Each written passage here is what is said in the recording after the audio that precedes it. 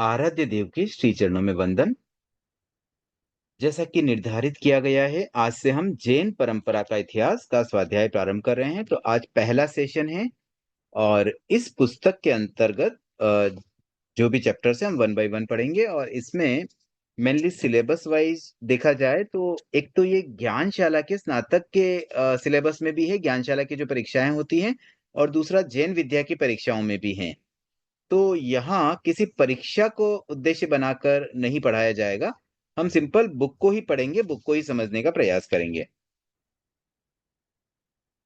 तो मैं प्रारंभ कर रहा हूँ, उससे पूर्व थोड़ा सा एक ध्यान में रखें कि एक तो सबको म्यूट रहना है क्लास में। अगर किसी को कुछ भी पूछना हो तो जिज्ञासा एनी टाइम पूछी जा सकती, कभी बीच में भी आप पूछ सकते हैं। उसके लिए हैंड रेज करने हैं, और हैंड रेज होने के बाद जब मैं नामोल्लेख करूंगा तब आप अनम्यूट करके बोल सकते हैं। थोड़ा सा हम डिसिप्लिन में रहेंगे। ऐसे सबको राइट दिए गए हैं, कोई भी कभी भी म्यूट अनम्यूट स्वयं कर सकते हैं, बट थोड़ा हम डिसिप्लिन में रहेंगे तो क्लास सिस्टमेटिक चल सकेगी। तो हम पहला चैप्टर प्रारंभ करते हैं। देखिए, भगवान ऋषभ से पार्श्व तक, ये है चैप्टर का नाम।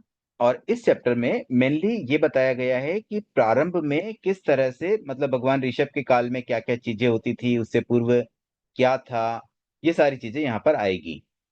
तो दो तरीके होते हैं पढ़ाने के। एक तो अगर हम लाइन टू लाइन पढ़ें तो एकदम डिटेल में पढ़ाई हो जाती है, और एक होता है कि मैं आपको समराइज वे में एक एक चैप्टर का जो पैराग्राफ है या उसका जो एक एक टॉपिक है वो करवाता रहूं। तो मैं आप में से ही किसी की पहले राय जानना चाहता हूं कि क्या मेथड आपको ठीक लगता है। आप कहें कि हम रीड करके एक एक लाइन पढ़ें और फिर उसको एक्सप्लेन करते चलें, तो वो मेथड भी ले सकते हैं, और समराइज करना है तो वैसा भी कर सकते हैं। तो आप में से जो भी इसका उत्तर देना चाहें, जो सजेशन देना चाहें, हैंड रेज कर दें। मैं दो तीन लोगों से पूछना चाहूंगा।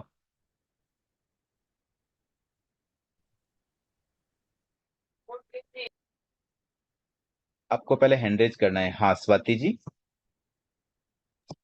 समराइज समराइज भी। ठीक है। और कोई?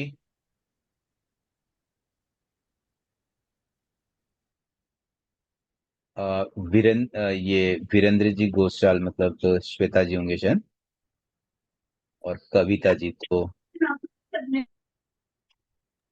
सर सॉरी, नेम चेंज नहीं किया मैंने। जय जिनेन्द्र जी सर।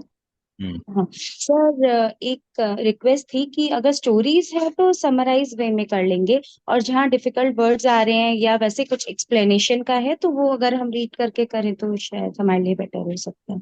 ठीक है, तो एक सजेशन आया ठीक है। समराइज का, दूसरा सजेशन है कि हम केस टू केस डिसाइड करें। कविता जी, आप क्या कहना चाहते हैं?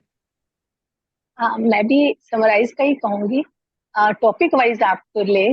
टॉपिक, हर टॉपिक जैसे जो ठीक है। भी टॉपिक है इसके अंदर साधन शुद्धि है, समन्वय जो भी है इसके अंदर। ठीक है, समझ गया मैं। ज्योति जी?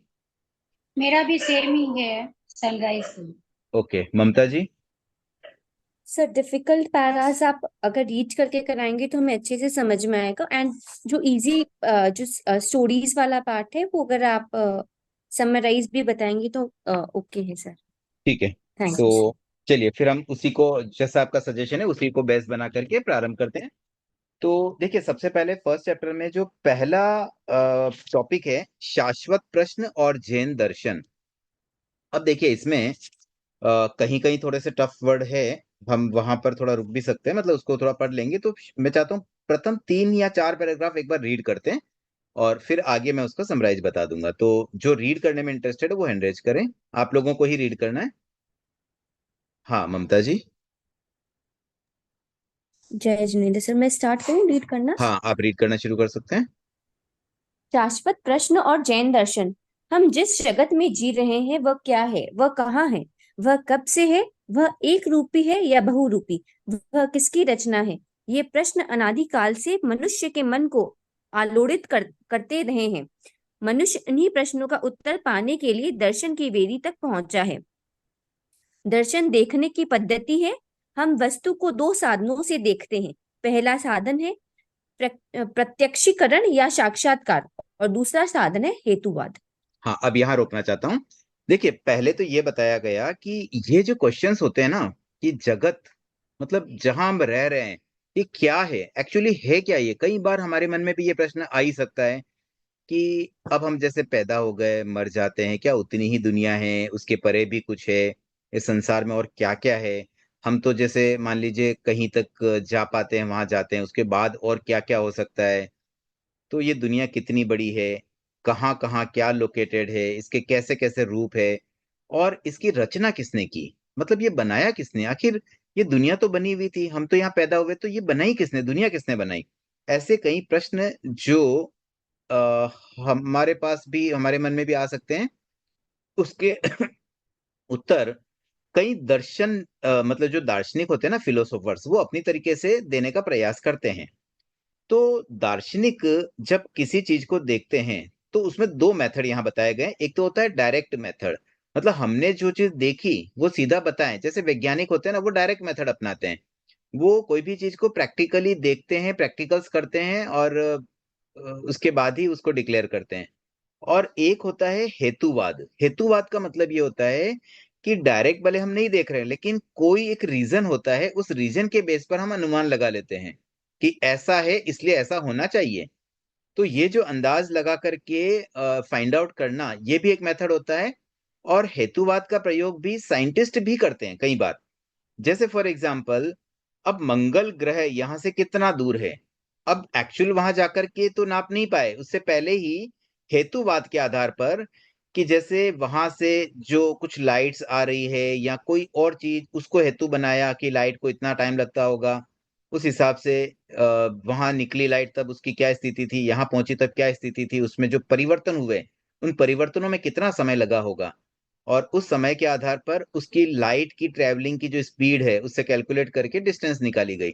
तो एक्चुअली साक्षात तो तब होना जब इंच टेप लेकर के हम एक्चुअल मंगल ग्रह तक या चंद्रमा तक या सन तक जाकर के नाप लें। तो ऐसे कई बार हम हेतुवाद से भी जान लेते हैं, कुछ चीजें प्रत्यक्ष हो जाती है, सामने से देख ली, कुछ अंदाज से पता चल जाती है। तो अब यहाँ पर आगे एक दो पैराग्राफ और पढ़ लेते हैं, फिर जैन दर्शन इस संदर्भ में क्या कहता है ना, वो चीज पर हम आएंगे। ममता जी ध्यान सिद्ध कंटिन्यू करें। मनुष्य ध्यान सिद्ध मनुष्य विश्व को अंतर्दृष्टि से देखता है। बौद्धिक मनुष्य उसे तार्किक दृष्टि से देखता है। अंतर्दृष्टि व्यक्तिक साधन से फलित ज्ञान है, इसीलिए उसके अध्ययन की कोई प्रक्रिया नहीं है। तर्क मनुष्य के ऐन्द्रिक अनुभवों, साहचर्य नियमों से फलित ज्ञान है, वह सामूहिक बोध है, इसीलिए उसके अध्ययन की प्रक्रिया है। अंतर्दृष्टि से दृश्य तत्वों का प्रतिपादक शास्त्र दर्शन शास्त्र कहलाता है। तार्किक ज्ञान से उपलब्ध तत्वों तथा तार्किक प्रक्रिया का प्रतिपादक शास्त्र तर्क शास्त्र कहलाता है। ठीक है, अब यहाँ रोकता हूं मैं एक बार। तो देखिए, दो तरीके जो बताए गए थे ना, उसमें एक तो कोई ध्यान करके अंतर से देखे, मतलब अंदर जो हमारी दृष्टि है ना, आत्मा में एक चेतना होती है, उस चेतना से उसमें जो जानने की क्षमता है, उसके आधार पर, उस ज्ञान के आधार पर कोई देखे, तो उसे कहते हैं अंतर्दृष्टि। और दूसरा होता है कि तर्क के आधार पर। तो जैसे वैज्ञानिक सामान्यतः या तार्किक दृष्टि से ही काम करते हैं कि भाई कोई भी चीज है, उसको प्रूव करने के लिए there must be some logic. ऐसे कुछ नहीं कि भाई हमने बस देख लिया, भाई मैंने ऐसा देखा इसलिए ऐसा, वैसा कोई साइंटिस्ट नहीं कहते। साइंटिस्ट क्या कहते हैं कि अगर वो कोई चीज बता रहे हैं तो उसके पीछे कोई ना कोई लॉजिक होता है, कोई ना कोई हेतु होता है। तो ये दो मेथड जो है ना, उसमें अंतर्दृष्टि है, वो मानो एक व्यक्तिगत प्रक्रिया है, इंटरनल प्रक्रिया है, और इसमें कोई ऐसा फिक्स नियम नहीं है। अब मानो किसी को ध्यान पड़ जाए, अब हम कभी बैठे हैं, हमारे मन में बस आया और हमें लगा कि हाँ ये ऐसा होना चाहिए, और हो सकता है वो वैसा हो भी। अब हम किसी को कैसे एक्सप्लेन करें कि हमने कैसे जाना? बस मैं कह रहा हूं इसलिए ऐसा है, तो कोई बोले भी तुम्हारे कहने से हम कैसे मान ले, इसका कारण बताओ, तुमने किस आधार पर कहा? तो वहां पर हमारे पास कोई कारण नहीं होता है, बस हमारा इंट्यूशन कह रहा है या हमारा आंतरिक ज्ञान कह रहा है। तो ये जो दो प्रक्रिया है ना, तो दर्शन शास्त्र सामान्यतया अंतर्दृष्टि पर आधारित होता है।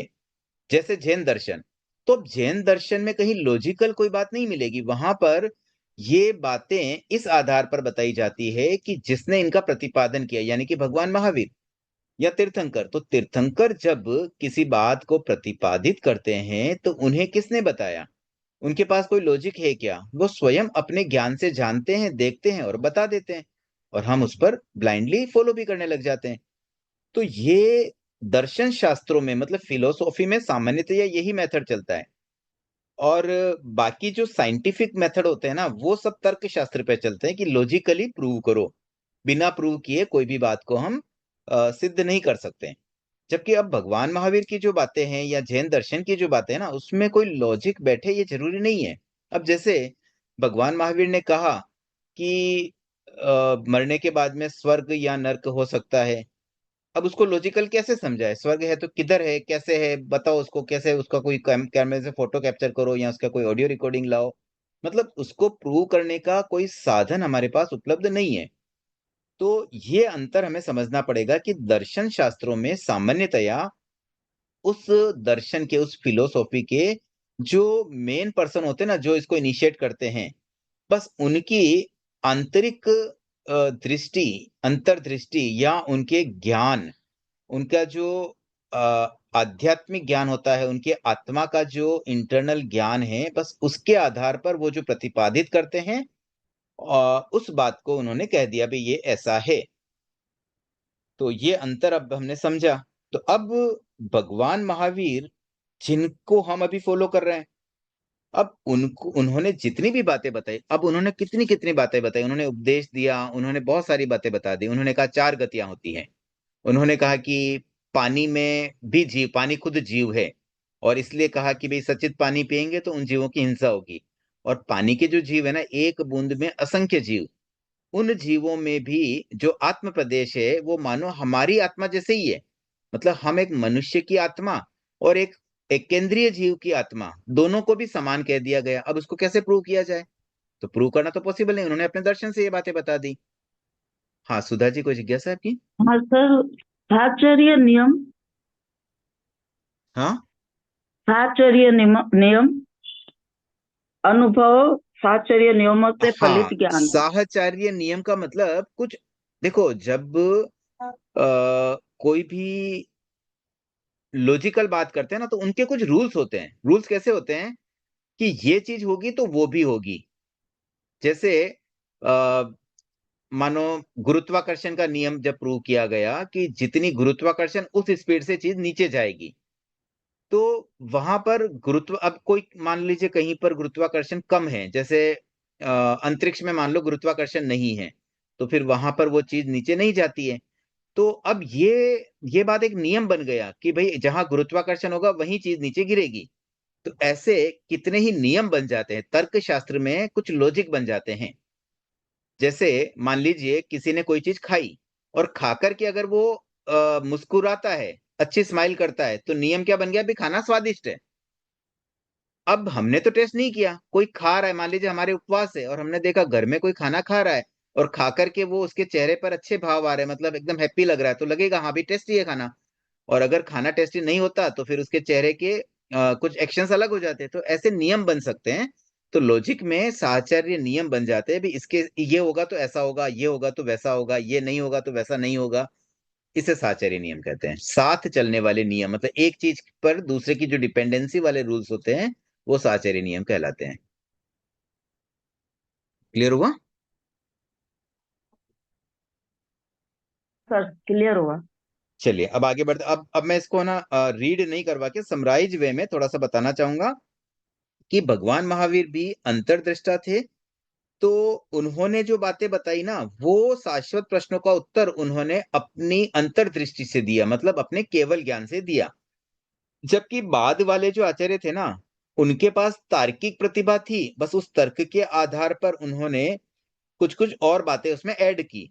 तो जो मूल आगम है ना, अंग आगम, वो तो मानो भगवान की वाणी है, वो हमें प्राप्त हुई भगवान के केवल ज्ञान के द्वारा। और बाद के आचार्य जो केवल ज्ञानी नहीं थे, लेकिन उन्होंने उन अंगों में, मतलब जो भगवान की मूल वाणी वाले ग्रंथ थे ना, उनको कहते हैं अंग आगम। तो उन अंग आगम में अगर कोई बात प्ररूपणा की है तो उसका कोई विस्तार रूप दिया, तो वो विस्तार रूप का एक बेस अंग आगम है। वहां पर वो अपने मन से या अपने ज्ञान से नहीं बता पाए, क्योंकि उनका उतना ज्ञान नहीं था। तो लेकिन उन्होंने लॉजिकली काफी कुछ चीजें बताई। तो इस तरह से जैन दर्शन का जो रूप आज हमारे पास में है, उसमें दोनों चीजें हैं। उसमें कहीं अंतर्दृष्टि से प्राप्त बातें भी मिलेगी, तो कहीं लॉजिकल बातें भी मिलेगी।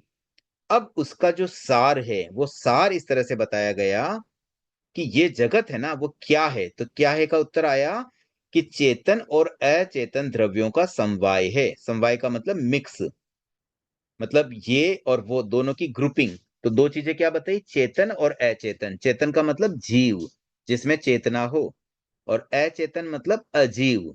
तो जीव और अजीव इन दोनों से ये संसार बना हुआ है। तो ये बात हमें ये उत्तर हमें मिल गया जैन दर्शन में। अब दूसरा प्रश्न था कि ये कहां पर है। तो कहां का उत्तर यहां पर इस रूप में आता है कि ये जो आकाश है ना वो तो बहुत बड़ा है। बहुत बड़ा, कितना बड़ा, अनंत। अब अनंत आकाश में एक छोटा सा बिंदु है, लोक। बस उसमें ये पूरा जगत बसा हुआ है। इतने बड़े अनंत आकाश में एक छोटा सा पार्ट है लोक, उसमें ये पूरा आकाश, आकाश नहीं, पूरा जगत। जगत का मतलब ये जो जीव और अजीव की बात करें ना कि जीव और अजीव से मिलकर के बना हुआ, तो जितने भी जीव है ना वे सारे के सारे केवल लोक में हैं, और जितने अजीव है वे भी सब अलोक में ही हैं। तो बाहर क्या है, बाहर कोरा आकाश है, वहां और कुछ भी नहीं, आकाश के सिवा और कुछ भी नहीं है। तो ये जितना लोक वाला पोर्शन है अगर आकाश से कंपेयर करें तो एक बिंदु जैसा है। और ऐसे अगर देखा जाए एब्सोल्यूट टर्म्स में, तो जहां वर्तमान में हम जिस एरिया में रह रहे हैं उससे तो ये बहुत बड़ा है। इसकी हाइट होती है 14 रज्जू, और विड्थ होती है 1 से लेके 7 रज्जू, अलग अलग स्थान पे अलग अलग। तो उतने बड़े एरिया में ये 3D शेप होता है, मतलब हाइट इसकी 14 रज्जू है, और ऐसे चौड़ाई 7 रज्जू और लंबाई भी 7 रज्जू। तो ऐसे नीचे का बेस हो गया, फिर कहीं कहीं पर ये 5 रज्जू है, कहीं 1 रज्जू, ऐसा जो लोक का शेप है उसकी अगर साइज देखी जाए तो वो बहुत बड़ा है, लेकिन पूरे अनंत आकाश के कंपेयर में बहुत छोटा हुआ। अब तीसरी बात यहाँ पे आ रही है कि यह शाश्वत है। शाश्वत का मतलब क्या होता है, कोई भी चीज जो हर काल में, त्रिकाल में रहे, मतलब पास्ट में भी थी, प्रेजेंट में भी है और फ्यूचर में भी रहेगी, वे सारी चीजें कहलाती है शाश्वत। तो ये जगत जो है ना वो शाश्वत है। दैट मीन्स इसका कोई स्टार्ट पॉइंट नहीं है। अब कोई सोचे कि 1 लाख साल पहले था, 5 लाख साल पहले था, 5 करोड़ साल पहले था, उससे भी पहले था, जो नंबर आप बोलेंगे ना उससे भी पहले था। तो कहीं इसका स्टार्ट पॉइंट ही नहीं है, यानी कि वो अनादिकाल से चला आ रहा है। तो जिसका कोई स्टार्ट पॉइंट न हो वह शाश्वत हो जाता है। तो ये जगत भी शाश्वत है। और उसके बाद था कि वह एक रूपी है या बहुरूपी। तो उस प्रश्न का उत्तर यहां ऐसे मिलता है कि यह परिवर्तनशील भी है, या मतलब नए नए रूप में भी बदलता है। तो शाश्वत तो है ही है, तीसरे प्रश्न में हमने कह दिया शाश्वत है। शाश्वत है मतलब एक जैसा चला आ रहा है। और साथ में चौथे प्रश्न में यह भी कह दिया गया कि परिवर्तनशील भी है, यानी कि दोनों चीजें हैं। ये जगत शाश्वत भी है लेकिन इसमें परिवर्तन भी होता रहता है, चेंजेस भी होते रहते हैं, और चेंजेस के कारण से इसमें नए नए रूप बनते हैं। कैसे बनते हैं कि द्रव्य की दृष्टि से तो ये शाश्वत है, जैसा अनादिकाल से चला आ रहा है बस वैसा का वैसा आज भी है। लेकिन पर्याय की दृष्टि से इसके पर्याय समय समय पर बदलते रहते हैं। हाँ ज्योति जी, आपकी जिज्ञासा रखें। जय जिनेन्द्र।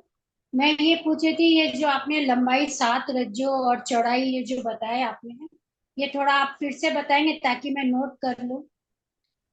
अ, ठीक है, लिख लीजिए। लोक की हाइट, हाइट होती है 14 रज्जू। ठीक है, अब उसकी हम एक बार लंबाई की बात करूं मैं अगर, तो एक दिशा में लंबाई होगी, दूसरी दिशा में चौड़ाई हो जाएगी, क्योंकि हमने हाइट ली है, यानी कि ये 3D डायग्राम है।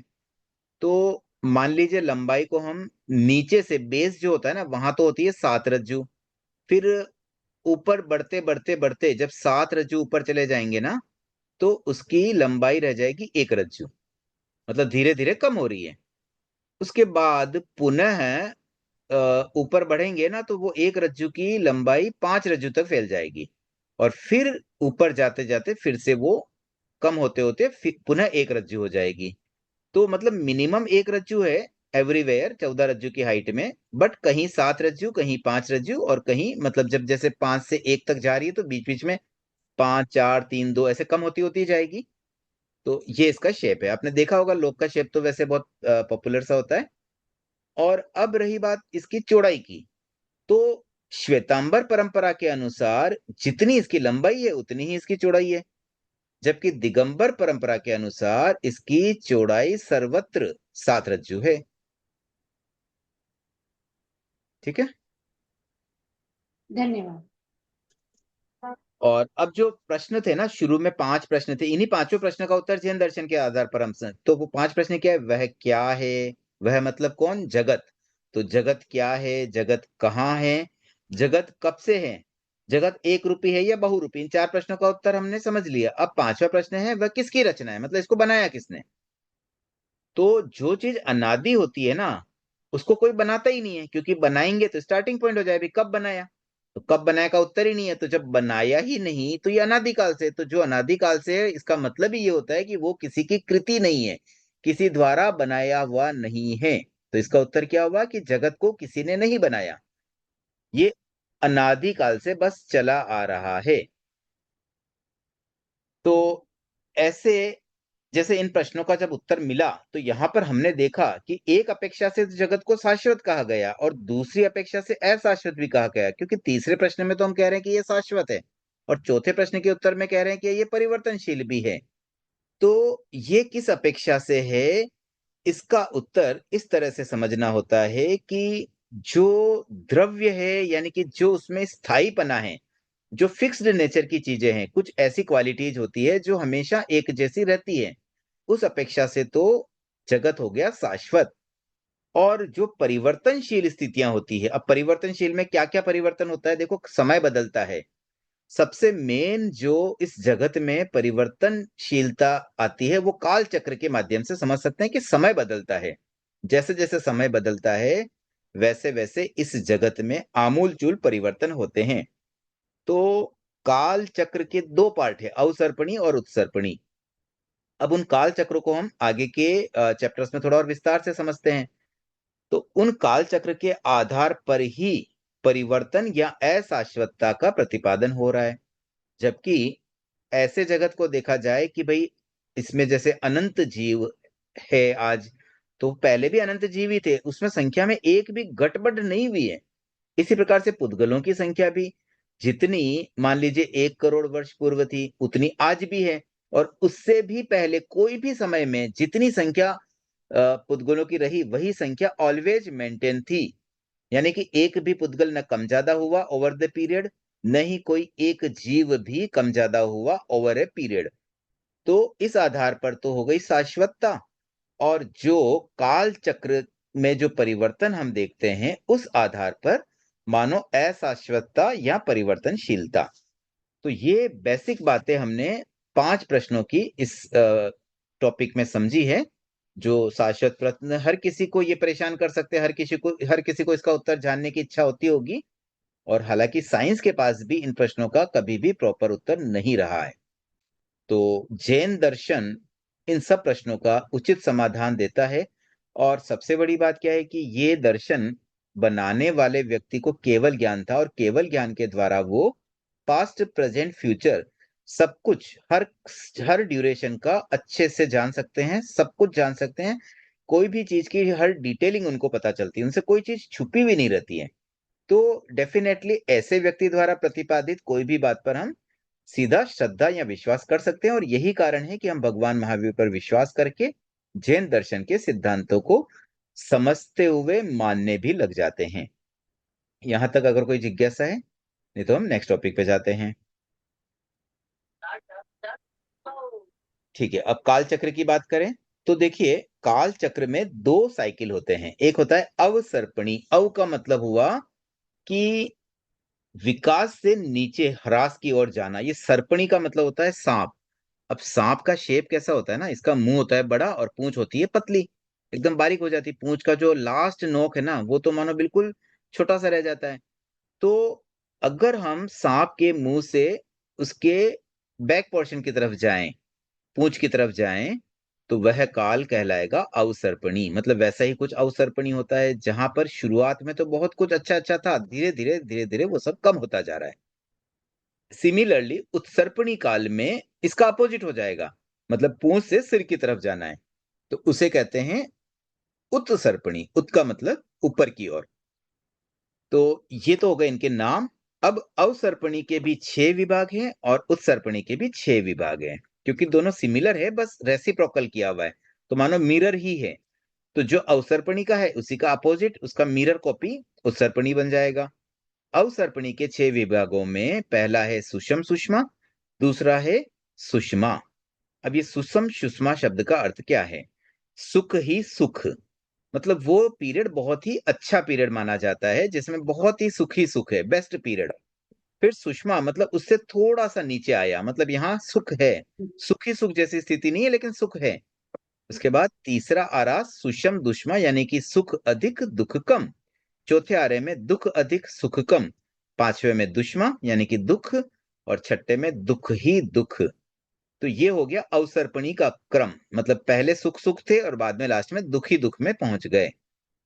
अब इसका उल्टा उत्सर्पणी में क्या होता है? दुष्म दुष्मा से प्रारंभ होता है और लास्ट में सुषम सुषमा हो जाता है। मतलब जैसे जैसे काल बीत रहा है, समय पीरियड अच्छा आ रहा है।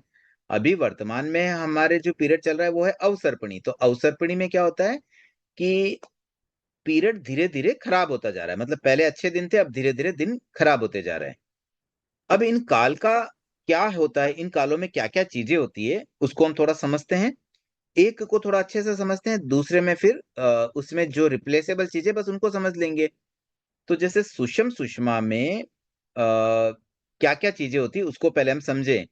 तो एक तो बताया गया कि उस समय भूमि स्निग्ध थी। स्निग्ध का मतलब क्या हुआ? उपजाऊ, मतलब वहां कुछ भी पैदा कर लो आराम से उग जाएगा, वैसी बहुत ही उपजाऊ भूमि थी। उसके बाद में वहां वर्ण गंध रस स्पर्श अत्यंत मनोज्ञ थे। मनोज्ञ मतलब मन को प्रिय, जो हमें प्रिय लगे, हमें जो अच्छे लगे। तो बहुत अच्छी अच्छी चीजें थी। वर्ण गंध रस स्पर्श, ये 4 चीजें यहाँ बताई गई। वर्ण मतलब कलर, गंध यानी स्मेल, रस का मतलब टेस्ट और स्पर्श का मतलब टच। तो मानो हर चीज बहुत ही अच्छी अच्छी थी। मिट्टी की मिठास आज की चीनी से भी अनंत गुना अधिक थी। मतलब कोई मिट्टी को भी अगर टेस्ट कर लेना तो एकदम मीठी। इसी प्रकार से अन्य चीजों में भी वहां पर कर्म भूमि तो थी लेकिन कर्म करने की आवश्यकता ही नहीं पड़ती। पदार्थ अति स्निग्ध थे, मतलब हर पदार्थ एकदम रस भरे थे। जैसे आज तो है ना, जैसे कोई फ्रूट भी हम काटते हैं, अब किसी में रस कम होता है, किसी में मिठास कम होती है, लेकिन उस समय तो मानो हर पदार्थ फुल ऑफ कंटेंट थे। मतलब उसमें हर चीज, पूरी सामग्री एकदम भरे भरे थे, हर चीजें जैसे भरी भरी सी। फिर उस युग में ना मनुष्य को बहुत ज्यादा खाने की नीड नहीं थी।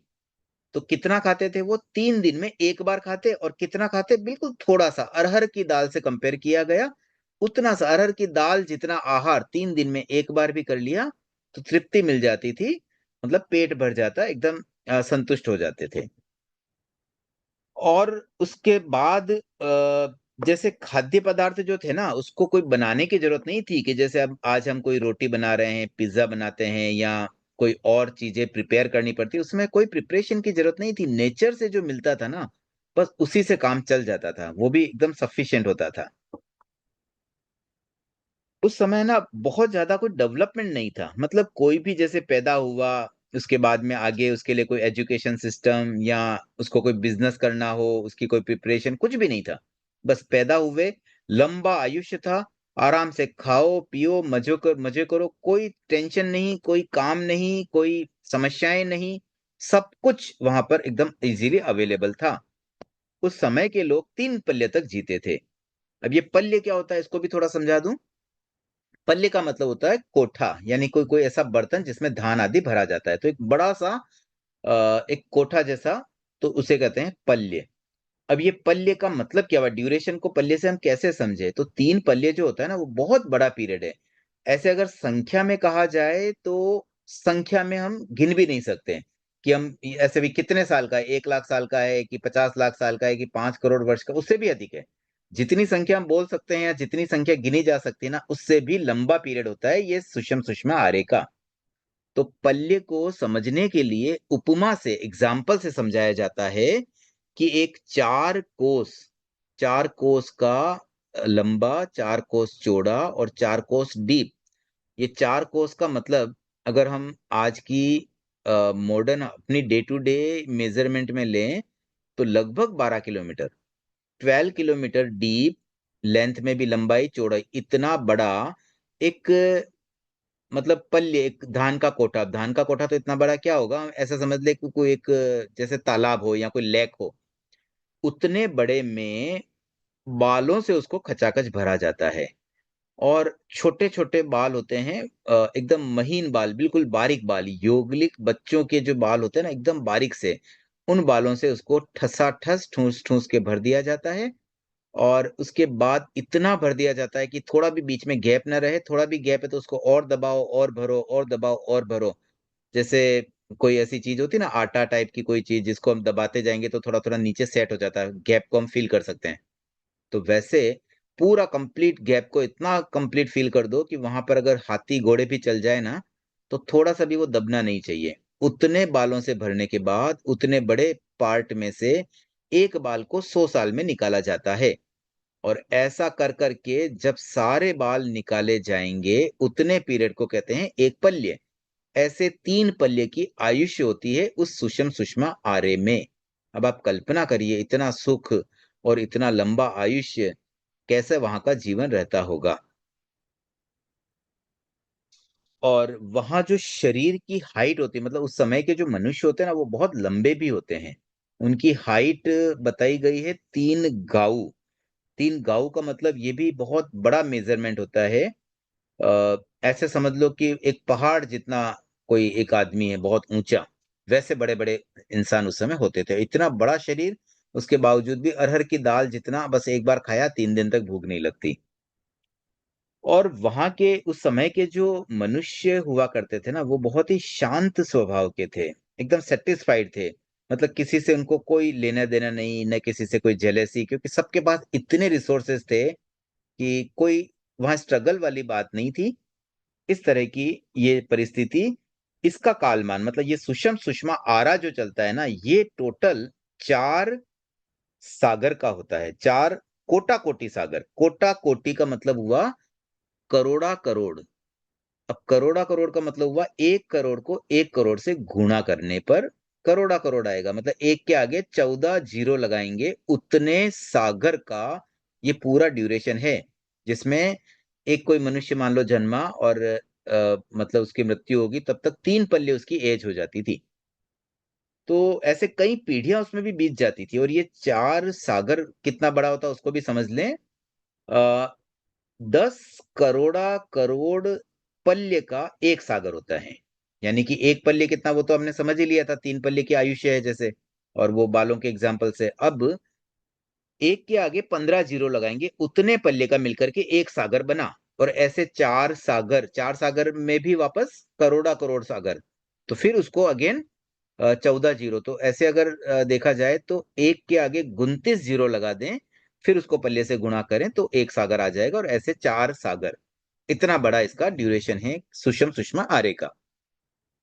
अब देखिए उसके बाद का जो दूसरा आ रहा है सुषमा, उसमें थोड़ा थोड़ा, मतलब हर चीज कम हो जाती है। क्या क्या कम होता है, जैसे एक तो जो 4 करोड़ा करोड़ सागर ड्यूरेशन थी ना सुषम सुषमा की, तो दूसरे आरे की ड्यूरेशन 3 कोटा कोटि सागर।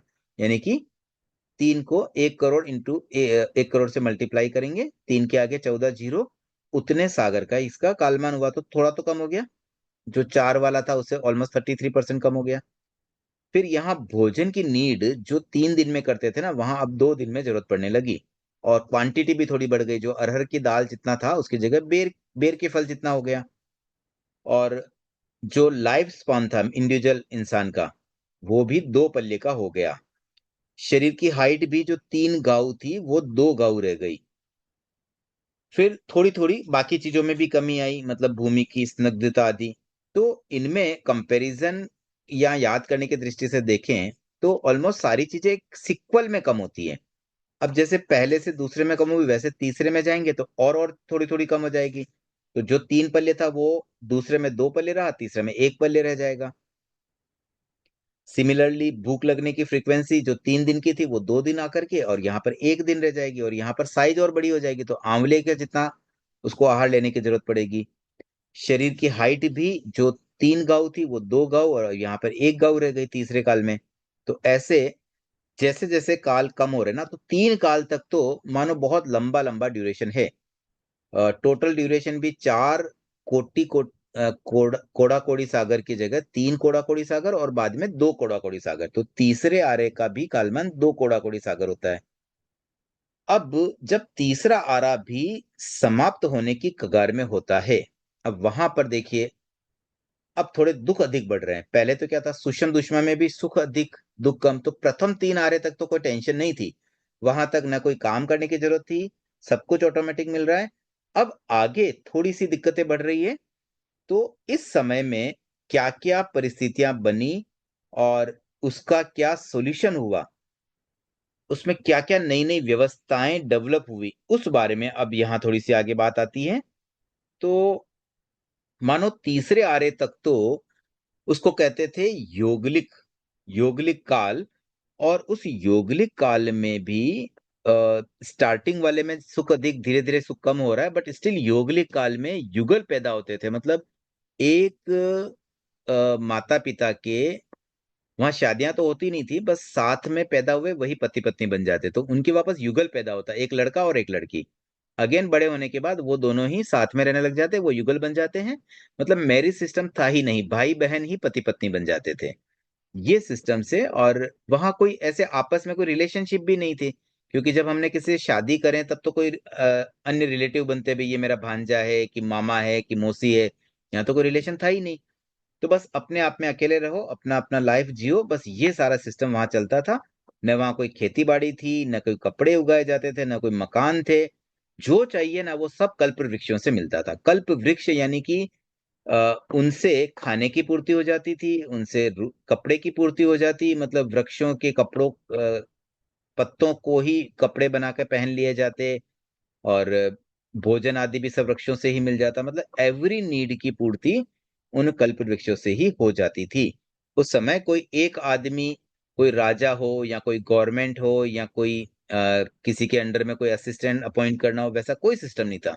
हर आदमी इंडिविजुअली अपना अपना काम, अपना टास्क कर पाता था। उस समय कोई धर्म भी नहीं होता था, न कोई धर्म था न कोई समाज था कि भाई हम भगवान महावीर के सिद्धांत को फॉलो करें, कि उपवास करें, कि एकाशना करें, कि पर्युषण मनाएं, संवत्सरी मनाएं, वैसा कोई कुछ भी सिस्टम नहीं था। उस समय न लड़ाई झगड़े होते थे, न कोई हथियार थे कि कोई किसी को मार रहा है, या कोई अपनी रक्षा करने के लिए हमें कुछ अपनी कुछ एसेसरी चाहिए, कुछ वेपन्स चाहिए, कुछ भी वहां सिस्टम ऐसा नहीं होता था। न वहां पर कोई मर्डर्स के केस होते, क्राइम बिल्कुल जीरो क्राइम। तो इस तरह की ये सारी स्थितियां योगलिक काल की थी। और योगलिक व्यवस्थाएं जब अंतिम समय पर पहुंचती है, तब मानो कुछ कुछ चीजें जो बदलने लगती है, और उन बदलने के कारण से कुछ व्यवस्थाएं करनी पड़ती है। अब बदलती कैसी ये चीजें, जैसे पेड़ों से सफिशिएंट चीजें मिल रही थी, अब 10 लोग खाने वाले और वहां पर 50 लोगों का खाना है, तो कोई झगड़े की बात ही नहीं, जिसको जितना खाना खा लो। अब मान लीजिए खाना है वहां पे 8 लोगों का और खाने वाले 10 लोग, तो फिर वहां झगड़ा हो जाता है, भी कौन कम खावे। या फिर कोई 2 जन भूखे रह जाएंगे, तो फिर उसमें स्ट्रगल हो जाता है। तो इस तरह की परिस्थितियां जब बनने लगी, तो फिर थोड़ा स्ट्रगल हुआ, थोड़ी लूट खसोट भी होने लगी, और फिर वहां पर अपराध को भी जन्म मिला। अपराध की नीड तब भी होती है जब कुछ ऐसी स्ट्रगल की परिस्थितियां बनती है, नहीं तो अपराध कोई करे ही क्यों। तो जब कहीं अपराध हो जाता है, कोई एक दूसरे के साथ कुछ मतलब गलत व्यवहार करने लगता है, तब जाकर के हमें इस चीज की नीड आती है कि अब कुछ व्यवस्था की जाए। तो उस समय कुलकर व्यवस्था का विकास हुआ। कुल व्यवस्था का मतलब ये होता है कि कुछ लोग एक साथ इकट्ठे हो जाते हैं कि चलो हम साथ में रहेंगे, ताकि सुख दुख में हम एक दूसरे की कुछ हेल्प भी कर सके। पहले तो कुछ दुख आ ही नहीं रहते तो दिक्कत नहीं थी, अब यहाँ पर क्योंकि सुख अधिक थे लेकिन दुख थे, तो अब वो दुख आना शुरू हो गए। तो ये उसका अंतिम टाइम था जब दुख आना शुरू हुए। तब सोचा गया कि अब कुछ व्यवस्थाओं को आगे बढ़ाना चाहिए। तो लोग साथ में संगठित होकर रहने लगे, भी साथ में रहेंगे तो कुछ ना कुछ मिलकर सॉल्यूशन निकाल लेंगे। और जब साथ में रहेंगे तो फिर उनमें से किसी को हेड भी बनाया जाता था। तो जो हेड बनता था उसको कहा जाता है कुलकर। और कुलकर को अधिकार था वो व्यवस्थाएं निर्धारित करके उन व्यवस्थाओं को इम्प्लीमेंट भी कर सकता था। तो व्यवस्थाओं के इम्प्लीमेंट में कुलकर ने तरह तरह की व्यवस्थाएं की। उन्हें, क्योंकि उन्हें दंड देने का अधिकार था, तो किसे किस तरह का दंड दिया जाए, किसने कैसा कार्य किया उसके अकॉर्डिंगली दंड की व्यवस्था भी हो जाती थी। तो इस तरह की व्यवस्थाओं में जब कुलकर हुए तब 7 कुलकर इस अवसर्पिणी पे हुए। वर्तमान अवसर्पिणी में कुल 7 कुलकर हुए हैं। प्रथम कुलकर का नाम है विमल वाहन, और उनका नाम जो विमल वाहन पड़ा उसका रीजन ये था कि एक बार वो कोई मतलब एक योगलिक मनुष्य था जो ऐसे ही घूम रहा था जंगल में, तो वहां उसे एक सफेद हाथी दिखा।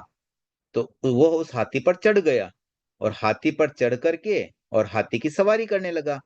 तो लोगों ने देखा तो बड़ा सरप्राइज हुए कि भाई ऐसा कौन व्यक्ति है जो ऐसे बड़े से इस हाथी पे बैठ के चल रहा है।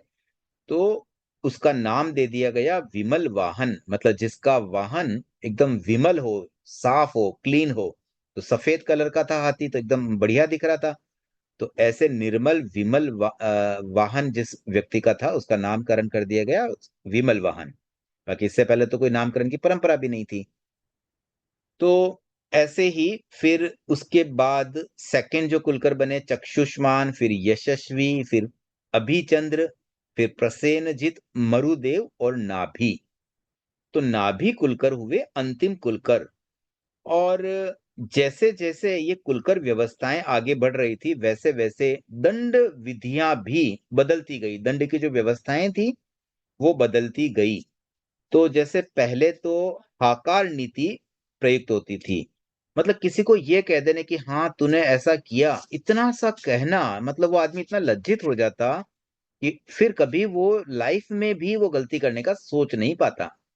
तो लोग ऐसे देखो गलतियां हो रही थी, कोई स्ट्रगल की वजह से, कोई परेशानी की वजह से, लेकिन इतना सा कहना कि हाँ तूने ऐसा कर दिया, तो वह लज्जित होकर के फिर वह नहीं करता। तो ये उसके लिए मानो दंड था। इसको कहते थे हाकार नीति। फिर देखा कि भाई धीरे धीरे लोग है ना, हाकार से उनको फर्क ही नहीं पड़ता, उनको बोल भी देते तो भी कोई इफेक्ट नहीं हो रहा है। तब फिर उनको क्लियर बोला जाने लगा कि भाई तुम ऐसा मत करो। तो उसको कहते थे मत करो, यानी माकार नीति। तो ऐसे माकार से भी कोई नहीं मानते तो फिर धिक्कार नीति की बात आती कि भाई धिक्कार है तुम्हें, तुम ऐसे कैसे कर सकते हो। तो फिर उससे और ज्यादा इफेक्ट पड़ता। तो इसमें भी पहले कुलकर के समय तो हाकार नीति ही चलती थी। दूसरे कुलकर के समय दूसरे के समय भी यही नीति, मतलब पहले और दूसरे के समय हाकार नीति चली। फिर तीसरे चौथे जो कुलकर थे उस समय माकार नीति प्रारंभ हुई, और बाद में अंतिम 3 कुलकरों के समय तो धिक्कार नीति भी प्रारंभ हो गई। अब इनसे भी काम नहीं चला कि भाई अब ये भी काम नहीं हो रहा है, हम किसी को धिक्कार कर देते हैं तब भी वह गलतियां करता रहता है, तब क्या किया जाए। और लड़ाई झगड़े और अधिक बढ़ने लगे। फाइनली नाभि से भी ये सब संभल नहीं रहा था। तो नाभि ने कहा, नाभि का एक पुत्र था ऋषभ, जो भगवान ऋषभ अपने पहले तीर्थंकर हैं। वो गृहस्थ अवस्था की ये सब बात चल रही है, तो उन्होंने ऋषभ से कहा कि भाई ये जो अब स्थिति है ना वो मुझसे तो अब संभल नहीं रही है, तो अब तुम ही इन्हें संभालो। तो ऋषभ ने कहा कि भाई अब है ना कुलकर व्यवस्था से काम नहीं चलेगा, अभी हमें राजा की व्यवस्था करनी पड़ेगी। तो भाई लोगों ने बोला भाई राजा क्या होता है। तो ऋषभ ने समझाया कि देखो राजा जब होता है ना तो वह मेन तो उसको सारी पावर्स रहती है, लेकिन वह एक सिस्टम सेट करता है, बहुत से लोगों को अलग अलग टास्क में अपॉइंट करके एक ऐसा बड़ा सा सिस्टम बना लेता है जिससे फिर सारी व्यवस्थाएं और बेटर तरीके से हो सकती है। तो फिर लोगों ने कहा भाई अब राजा क्या, हम तो समझते नहीं है, तुम समझते तो तुम ही राजा बन जाओ। तो ऋषभ को राजा बना दिया गया। तो अब वो राजा बनकर के राज्य व्यवस्था का संचालन जब कर रहे थे तो ऋषभ ने इनिशियली मानो पूरी व्यवस्थाएं सेट की। तो एक अपेक्षा से कहा जाए तो ये भी कहा जा सकता है कि आज वर्तमान में हम जिस तरीके की व्यवस्थाएं देख रहे हैं ना, इसको बनाने वाले थे भगवान ऋषभ। तो जैसे जगत तो शाश्वत हुआ, लेकिन हमने कहा जगत परिवर्तनशील भी है। तो आज जो भी हम देख रहे हैं ना, आज वाला जगत तो मानो ये भगवान ऋषभ की देन है, क्योंकि इससे पूर्व का जगत तो बहुत अलग ही था। तो ये एक अपेक्षा से जो हम अशाश्वत या परिवर्तनशीलता की बात कर रहे हैं जगत के बारे में, तो उस अपेक्षा से देखें तो वर्तमान व्यवस्थाओं के संदर्भ में मानो ये व्यवस्थाएं ऋषभ के समय से प्रारंभ हुई, और भगवान ऋषभ जो उस समय ग्रस्त अवस्था में थे, उन्होंने बहुत सारी चीजें सेट की। उन्होंने नगर बनाए, गांव बनाए, खेती करना सिखाया। उन्होंने पशुओं का प्रयोग करना सिखाया कि कैसे हम हाथी की सवारी, घोड़े की सवारी कर सकते हैं। गाय आदि को पालें तो उनसे दूध निकाला जा सकता है, तो दूध की पूर्ति कुछ खाने की चीजें में वहां से मिल जाए। ऐसे बहुत सारी चीजें उन्होंने सेट की, और फिर अपने उन्हीं लोगों में से कुछ कुछ लोगों को अपॉइंट करके अलग अलग टास्क उनको दे दिए गए। अभी तुम ये काम संभालो, तुम यहाँ पर खड़े हो जाओ, पहरेदारी करो, तुम इधर ध्यान रखो, अभी अपना यहाँ पे समझो स्टोर पड़ा है तो इसकी तुम ध्यान रखोगे, कोई चोरी कर ले तो तुम्हारा कर्तव्य रहेगा कि तुम उससे रक्षा करो। ऐसे अलग अलग टाइप के लोगों को अपॉइंट कर दिया। तो ये सारी व्यवस्थाएं सेट हुई। अब ये भगवान ऋषभ क्यों कर पाए, मतलब और तो कोई कर नहीं पाया, तो और भी युगल थे, तो उन्होंने उनमें ऐसा एक्स्ट्रा क्या था कि जिसकी वजह से उन्हें ये पता चल गया कि ऐसे राजा बनाना चाहिए, इस तरह की व्यवस्थाएं करनी चाहिए? क्या वो बहुत अधिक बुद्धिमान थे इसलिए कर पाए, या और कोई खास बात है? तो इस संदर्भ में ये ध्यान रखें कि कोई भी तीर्थंकर जैसे ही जन्म लेते हैं ना, जन्म के साथ ही उन्हें अवधि ज्ञान प्राप्त हो जाता है। तो उस अवधि ज्ञान से वो ये जान पाते हैं कि कौन सी चीज कैसी होने वाली, मतलब अतीन्द्रिय ज्ञान से बहुत सारी उनको एक्स्ट्रा चीजें मालूम पड़ जाती हैं।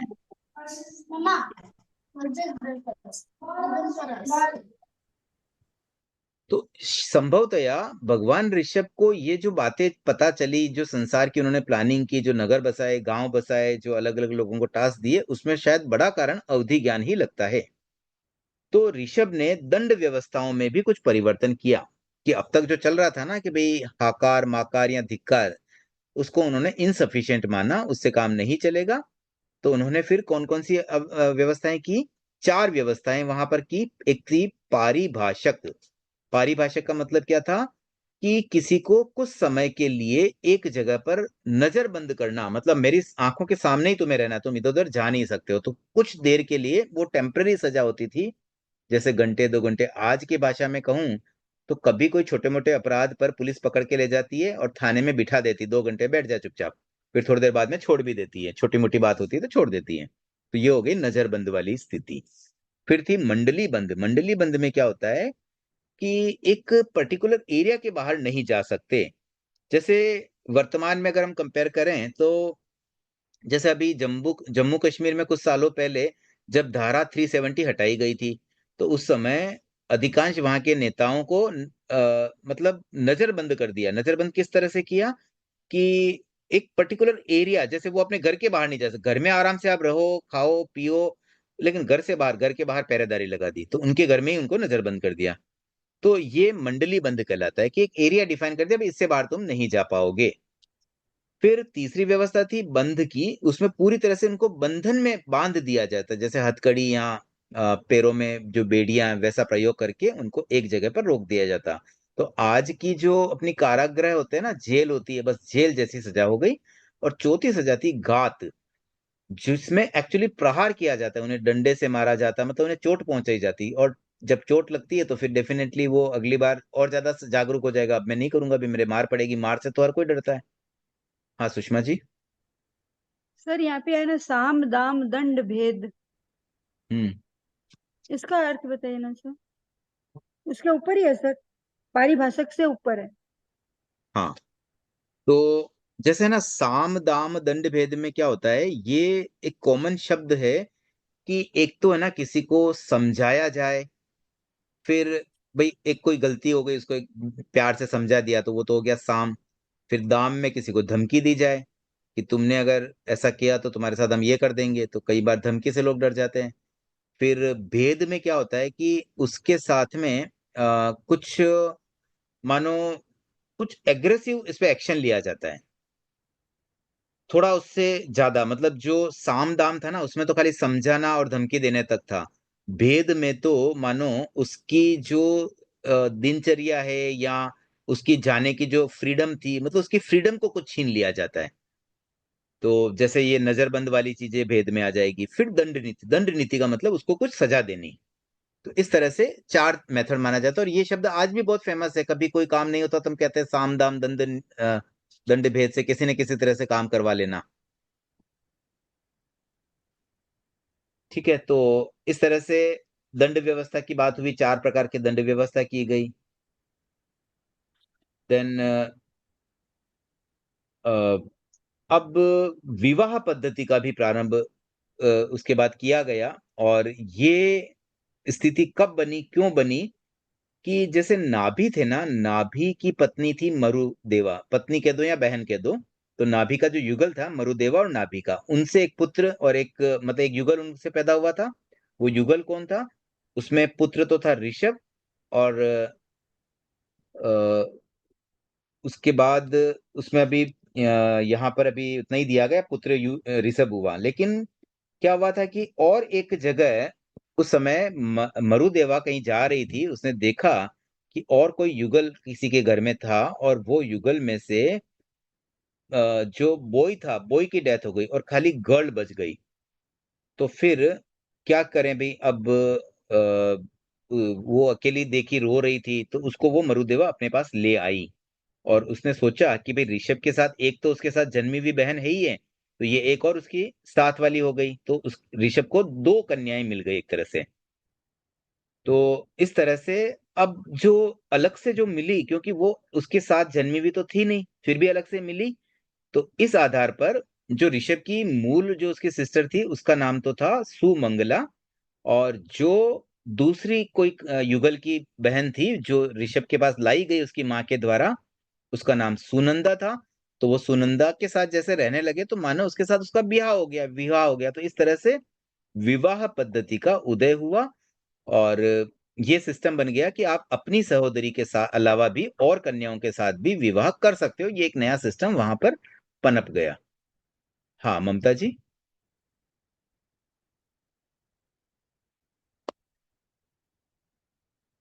ममता जी को जिज्ञासा हैंड रेज किया था।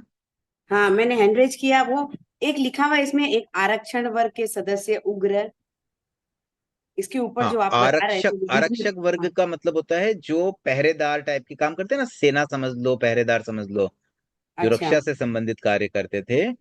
उनको उग्र कहा गया। और जो मंत्री परिषद के थे उनको भोज कहा गया। और बाकी जो थे उसमें जो उनके परामर्श समिति के मेंबर्स उनको राजन्य, और अन्य कर्मचारियों को क्षत्रिय, ऐसे 4 कैटेगरी बना दी गई जो उनके मानो एम्प्लॉइज थे या उनको उन्होंने टास्क पे लगाया। तो राजा वो थे, तो राजा चाहे जिसको जिस काम में लगा सकते थे, और काम उनसे करवा रहे तो उसके बदले उन्हें कुछ वापस प्रतिफल भी दे रहे थे। तो एक अच्छा, तरह से वो भगवान उनके। ऋषभ के टाइम में ही उन्होंने ही ये सारे चारों बना दिए थे क्या? हाँ हाँ हाँ, उन्होंने मतलब काम के हिसाब से बना दिया, जो इस तरह का काम करेगा वो ये कहलाएगा, जो ये करेगा वो ये कहलाएगा। अच्छा अच्छा, ठीक, धन्यवाद। ठीक है, तो अब ये विवाह वाली बात क्लियर हो गई है। अब और कोई जिज्ञासा अगर हो तो अभी पूछ लें, फिर समय भी ऑलमोस्ट होने आया है, तो 1-2 मिनट ही है, नहीं तो फिर एक टॉपिक और ले लेते हैं थोड़ा सा। हाँ धीरेन्द्र जी।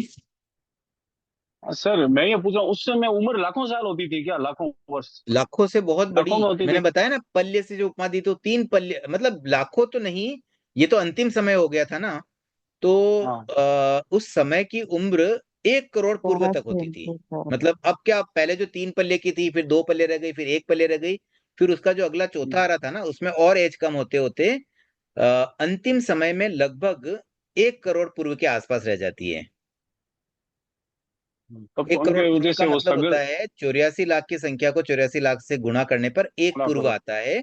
तो ऐसे 1 करोड़ पूर्व की उम्र अंतिम समय में रह जाती है।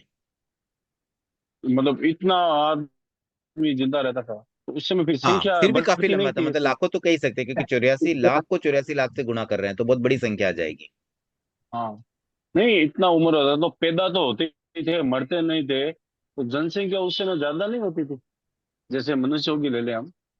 नहीं, इसलिए ज्यादा नहीं इतना होती थी ना साल कि उम्र हो। उनके उनके है ना एक युगल ही पैदा होता था। मतलब अच्छा। युगल, ऐसे नहीं कि बहुत सारे बच्चे पैदा होते ही जाएंगे, हर साल बच्चे पैदा हो रहे, वैसा नहीं था।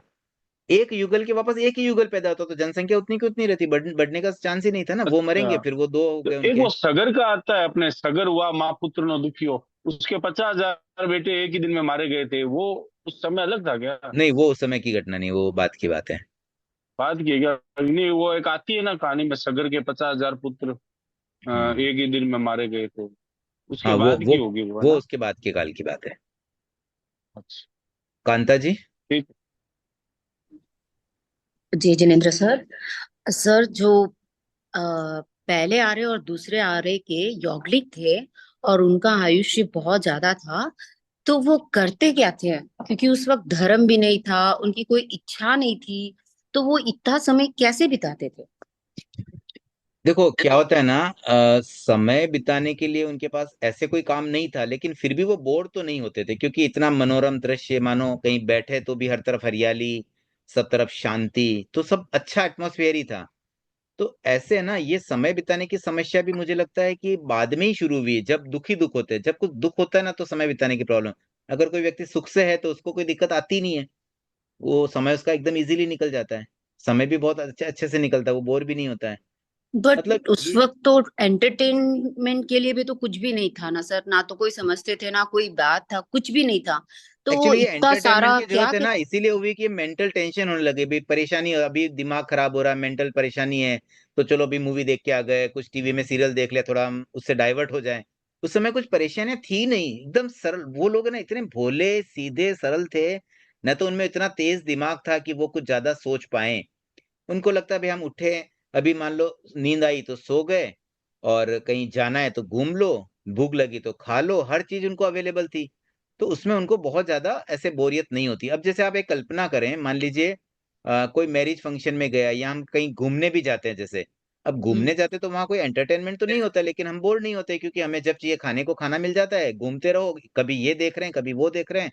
तो ऐसे वहां भी नया क्या है, कहीं कोई पहाड़ देख रहा है, कोई मतलब समुद्र के किनारे घूमने गया तो वो चीजें देखेगा, तो टाइम तो निकल ही जाता है। अगर हमें कुछ अच्छा लगता है, आज कोई आदमी मान लो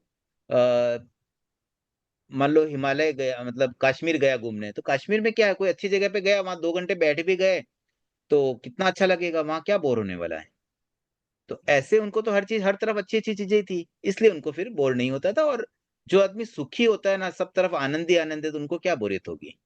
ओके, बहुत बहुत कृतज्ञता सर। हाँ, शिल्पा जी। हाँ तो सर ये योगलिक काल तो सिर्फ तीसरे आर्य तक की था। नहीं, चौथे आर्य तक योगलिक काल रहता है। एक्चुअली योगलिक काल का अंत हो रहा था चौथे, ये जो बात थी ना, चौथे आरा, फिर भगवान ऋषभ है ना, चौथे आर्य के अंत में हुए थे। अच्छा। तो मानो चौथे आरे में ना, सब व्यवस्थाएं थोड़ा थोड़ा थोड़ा थोड़ा, मतलब ये सब परिवर्तन चालू हो जाता है। जो एकदम बढ़िया वाला योगलिक काल था ना, वो तो समझो 3 आरे का ही था, प्रथम 3 आरे का। चौथे आरे की योगलिक काल में ना, कुछ कुछ अव्यवस्थाएं भी होना शुरू हो जाती हैं। 3 वर्ष 8.5 साल रहता है कम, लगभग। और सर, ठीक है। सर ऋषभ भगवान तीसरे आरे के अंतिम में हुए थे, आपने अभी चौथा आरा बोला। आ, तीसरे आरे के अंतिम हाँ में हुए ठीक है, थे। मैं वापस करेक्शन करता हूँ। ये 3 आरे की जो बात चली ना, तो तीसरे आरे के अंत में हुए थे, और उस समय तक सुख अधिक और दुख कम थे, तो अंतिम समय में थोड़े थोड़े दुख आने लग गए। ठीक है, चौथे आरे में तो दुख अधिक हो जाएगा, वो तो स्थिति बदल जाती है। तो योगलिक काल 3 आरे तक का ही है, पहला दूसरा तीसरा ये ही योगलिक काल है, चौथा पांचवा छठा योगलिक काल नहीं होता है। ठीक है, मैंने पहले जो बताया उसमें आप करेक्शन कर लें। और कोई जिज्ञासा नहीं है, तो आज के लिए इतना ही रखते हैं। कल हम इसी चैप्टर को कंटिन्यू करेंगे, एंड मोस्टली कल ये चैप्टर पूरा हो जाएगा। उसके बाद आप अब जैसे कल इस चैप्टर का रिमेनिंग पोर्शन को एक बार रीड करके आए, तो थोड़ा मैं और फास्ट बताने का प्रयास करूंगा। आज के लिए इतना ही रखते हैं। ओम अरहम।